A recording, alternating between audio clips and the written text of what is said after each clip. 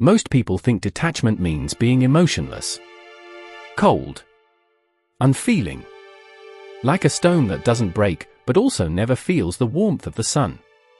But that's not what Stoics and Buddhists meant when they taught detachment.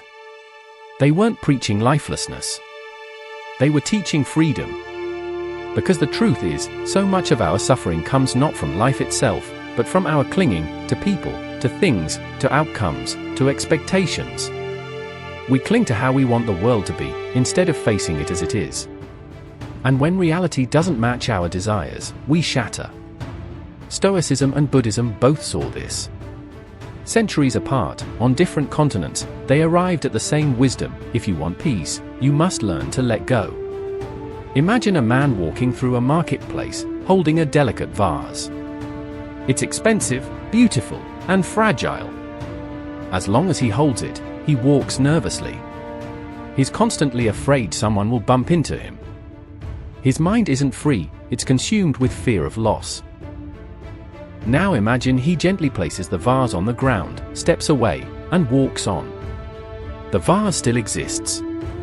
But he no longer suffers for it. That's detachment. Not the absence of value, but the absence of bondage. Marcus Aurelius, the Roman emperor and one of history's most famous Stoic philosophers, once wrote, "Receive without pride. Let go without attachment." He was a man surrounded by power, wealth, and war. And yet, his meditations were filled with reminders that none of it was truly his, not even his own body. Everything, he believed, was borrowed. Temporary. Here today, gone tomorrow. And so he trained himself to say, not "I have lost it," but rather, "it has been returned." That subtle shift in mindset turns grief into acceptance. It turns panic into peace. Buddhism takes a similar path. The Buddha taught that the root of all suffering is tanha, craving. Craving for permanence in an impermanent world. Craving for things to be other than they are. Whether it's the desire for success, love, comfort, or even continued life, that craving creates a gap between reality and expectation. And in that gap, suffering blooms. Detachment, in Buddhist thought, is the medicine for this pain. It's not indifference. It's clarity. It's being able to see the world as it is, ever-changing, unstable, flowing, and learning to love it anyway. Now, in today's world, this message is more urgent than ever. We live in a time of extreme attachment. Social media has made us addicted to attention. Consumerism has tied our self-worth to the things we own. Relationships are often based on neediness, not genuine connection. And worst of all, our minds are constantly pulled into futures we can't control and pasts we can't fix. No wonder anxiety and depression are rampant. But what if we could pause? What if we could breathe, take a step back, and see through the illusion? What if we stopped saying, "I need this to be happy," and started asking, "Why do I believe that?"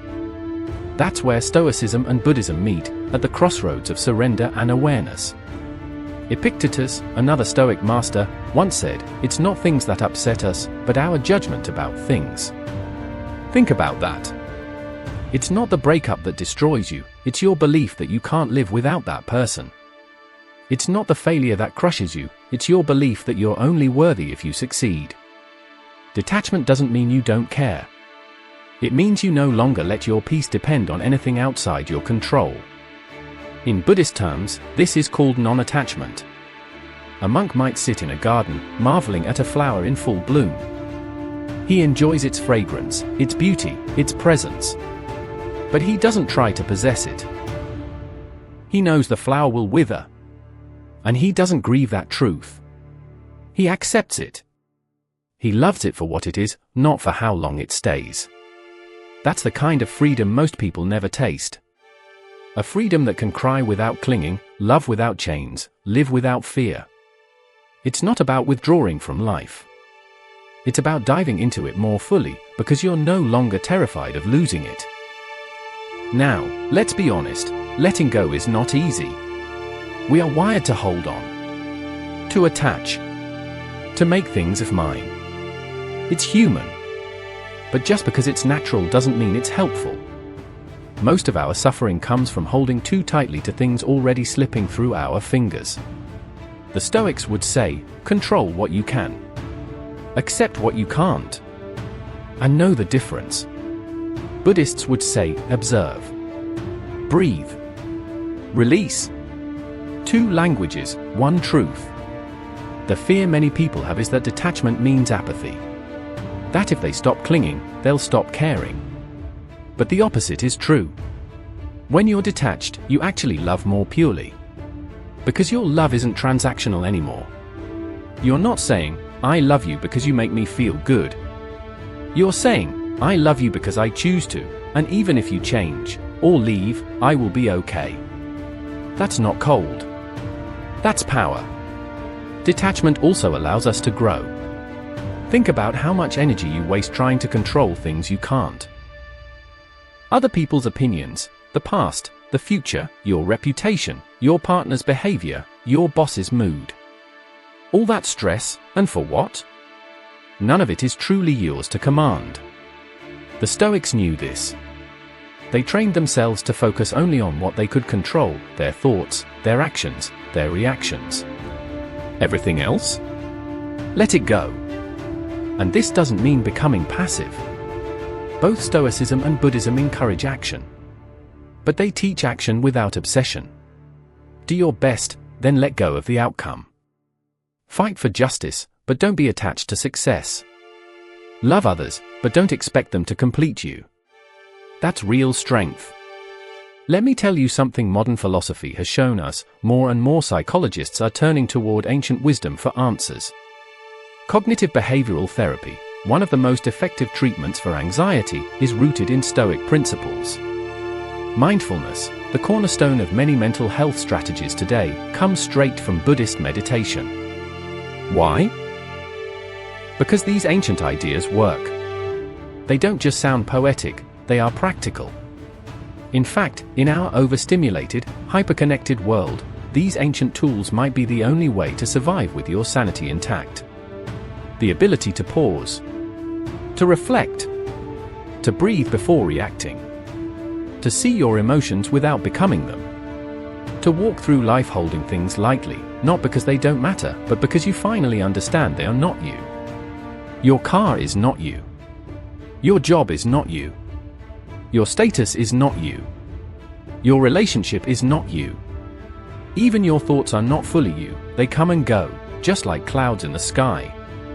What remains is the observer. The conscious presence. The stillness beneath the noise. That's who you really are. And that part of you, the part that watches calmly, is already detached. Already free. The Stoics called this the ruling faculty. Buddhists call it pure awareness. Both point to the same experience, the ability to stand in the center of the storm and not be shaken. To watch the chaos unfold and still breathe deeply. To let people come and go without losing yourself. In the end, letting go isn't about giving up, it's about giving space. Space for life to flow. Space for people to be who they are. Space for you to evolve. We're all going to lose things. That's guaranteed. But whether we lose ourselves in the process, that's a choice. So maybe the next time something slips away, a job, a person, a plan, instead of tightening your grip, you open your hand. You whisper, "Thank you for being here," and you let it pass. Like a leaf on the river. Like a breath in the wind. And in that moment, you may feel something strange. Not emptiness, but peace. Not coldness, but clarity. Not detachment as numbness, but detachment as liberation. Because finally, you're no longer a prisoner of what you can't hold. You're free.